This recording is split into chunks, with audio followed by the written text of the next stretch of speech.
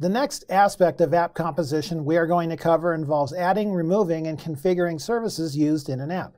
For the exam, there are two places we need to concern ourselves with for services. First, in the Bookstore app folder, I'm going to double-click Connected Services. Here, we could add monitoring and application insights, or an Azure service, or another service.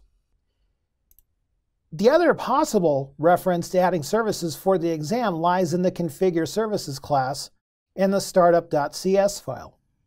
In here, if I type services.add, we can add any number of services ranging from authentication to authorization to all services in between. We don't need to know how to add every service for this exam. You do need to know when you would add one, though, and where to go to do it.